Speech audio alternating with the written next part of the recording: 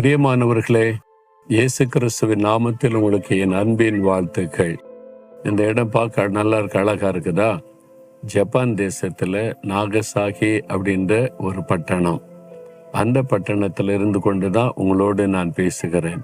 எங்கே கேட்ட மாதிரி தெரியுத அப்படின்னு நினைக்கிறீங்களா? ஹிரோஷிமா நாகசாகி 1945 2வது மகா உலக யுத்தம் நடந்து கொண்டிருக்கும் போது ஜப்பான் தேசத்துல 2 பட்டணத்துல அணுகுண்டு போட்டாங்கல்ல, எவ்வளோ மக்கள் மரிச்சு போனாங்களே, பெரிய பாதிப்பை உண்டாக்கிச்சு. அந்த பட்டணத்துல ஒன்றுதான் நாகசாகி. அங்க இருந்து கொண்டுதான் உங்களோடு பேசுகிறேன் நான். இப்போ இந்த பட்டணம் ரொம்ப அழகா இருக்குது, செழிப்பா இருக்குது, மக்கள் ரொம்ப மகிழ்ச்சி ஆசீர்வாதமா இருக்கிறதை பார்க்க முடிகிறது. சரி, இந்த நாள்ல ஆண்டவருக்கு என்ன செய்தி வைத்திருக்கிறான்னு கேட்குறீங்களா? நீதிமொழிகள் 23ஆம் அதிகாரம் 18வது வசனம். நிச்சயமாகவே முடிவு உண்டு, உன் நம்பிக்கை வீண் போகாது. ஆண்டவர் சொல்றார், என் மகனே மகளே, நீ நம்பிக்கொண்டிருக்கிறல்ல, அது தாமதிக்குதே, நடக்குமா நடக்காதா என்னாகுமோன்னு கலங்கி கொண்டிருக்கிறல்ல.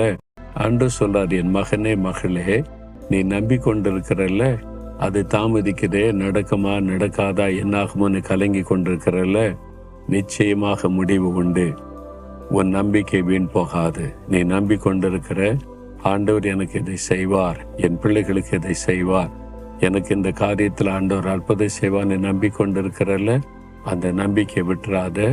உன் நம்பிக்கை வீண் போகாது, நிச்சயமாய் முடிவு உண்டு என்று ஆண்டவர் உங்களை பார்த்து சொல்லுகிறார். எங்க நடக்க போகுதுன்னு மனசு வந்து போயிருக்கிறீங்களா?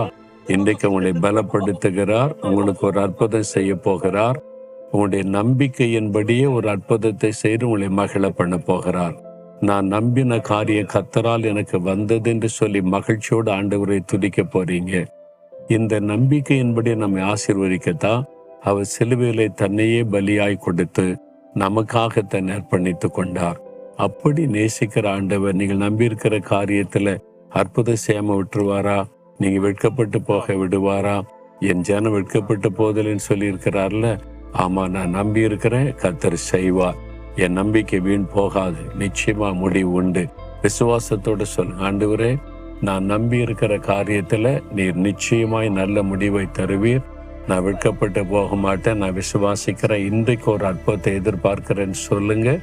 அற்புதத்தை காண்பீங்க. சொல்றீங்களா? ஆண்டவரே, என் நம்பிக்கை வீண் போகாது, நிச்சயமாய் முடிவு உண்டு, நான் அதை விசுவாசிக்கிறேன்.